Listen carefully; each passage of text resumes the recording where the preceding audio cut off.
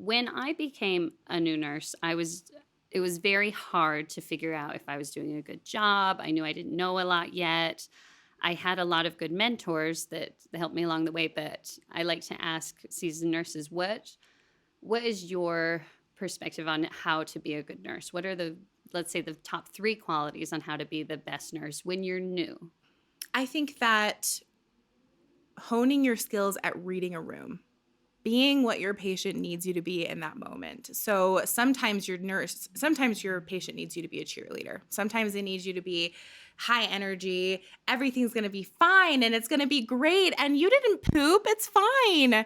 And then other times your patient needs you to be somber with them and really take the time to feel with them what they're feeling. You know, maybe they're not going through something that's happy. Maybe they're going through something that's really hard, and they don't need someone to tell them it's going to be fine. They need someone to tell them it's okay to feel the feelings that they're having. I love that.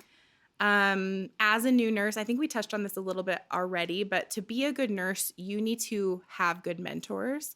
And the only way to do that is ask questions. There's no such thing as a stupid question in nursing. There's no such thing as you should already have known this, or why don't you already know this? People who don't ask questions are scary. I agree. I think some of the most questionable new nurses I've had are the ones that think they already know everything and don't ask for a second opinion when they think something's strange. Right. Or they don't ask for help. You know, when you haven't seen that new nurse in a really long time, you're kind of like, oh, where's Callie? Where's she been? Haven't seen her in 8 hours. Better check on her. Something's going on. And let's see, third quality and a good nurse. I think poker face, neutral expression. It's a good one. For sure. I think that there needs to be a national movement towards free Botox for nurses. Absolutely. So that we may maintain our neutral faces. Yeah. And someone poops in a delivery, you can't squint your eyebrows. No, because nobody pooped. Good thing I can't anymore. Good thing I no longer have the ability to squinch my eyebrows. That Botox was self-pay, though. Yes, I know. I should have gotten on that. We'll change the world. We're going to change the world, one Botox nurse at a time. But truly, I mean, I feel like, so recently I had a situation where there was somebody taking pictures in my patient's room, and my face was neutral, but her children's faces behind me were terrified. They were just standing behind me like, ah, oh my gosh. Like, and I the photographer showed me those pictures, and I was just like, look at me. Everything's fine. There's nothing weird here. Nothing silly happening here. I was doing a great job. So yeah, what do you think? What do you think top 2 ways that you can best serve your patient? So I would say too, I mean, an important thing about this is that it takes time to develop all these skills. And if you go into it with an open mind and knowing that you don't have to prove yourself, and you've got a whole team of people who are trying to help you become a good nurse and trying to help you hone your skills, and know that you can ask everybody, it takes a lot of the pressure off right away. Definitely. And just knowing that it takes years to really figure everything out and to figure out how to approach a situation that you've never been in before. And mostly that there's a lot of camaraderie around nursing, and everybody's got your back. And if you're in a unit that doesn't, you might go work somewhere else. Yeah. If you're on a unit, or if you're at a place where people are not working as a team and are not supporting each other, then I think that's probably the best advice, because I think a lot of new nurses are they don't know what to expect. So if things aren't, if the teamwork isn't there, if the camaraderie is not there, then they don't know any better, and they get stuck on these units and then they get jaded, or they hate their job, or they feel like things are not safe and they don't feel like they can speak up. And if that's the case, find a new job. Yeah.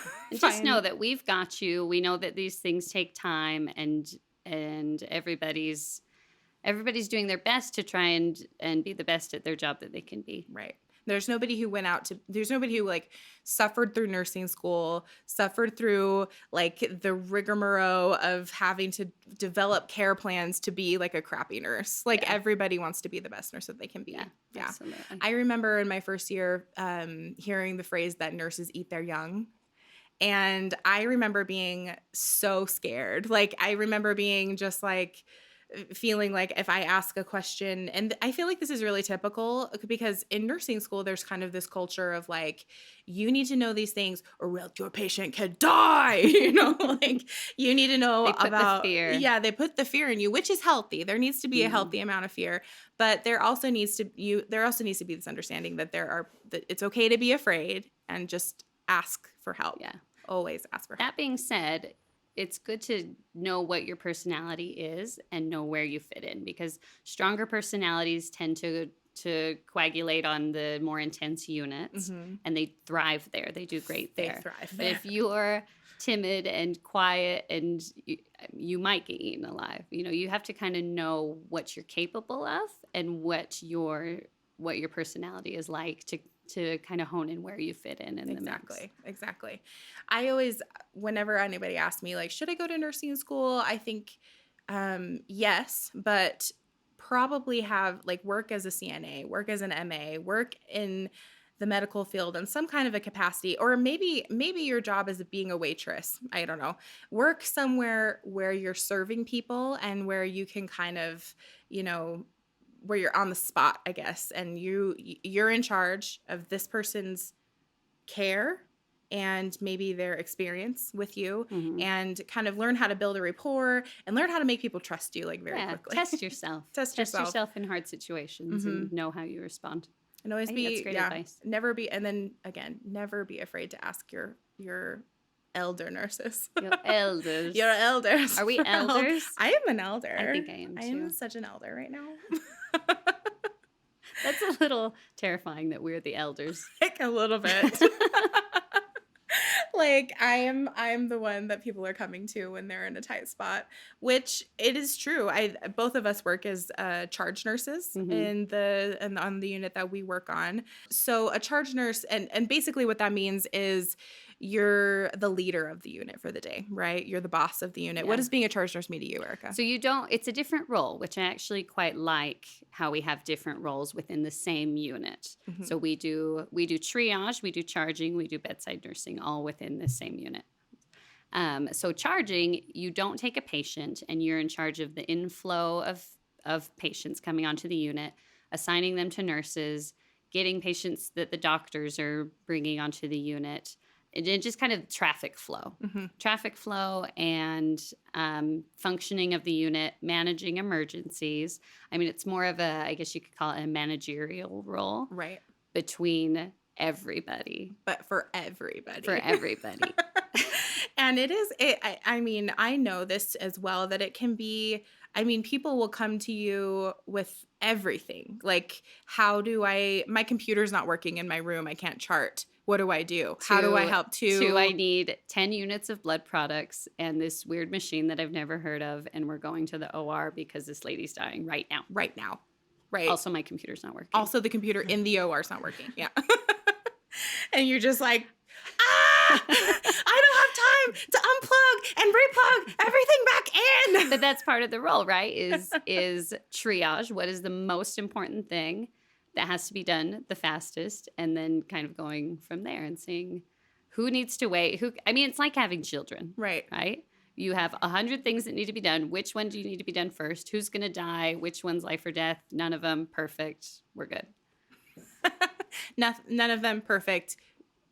We're done here.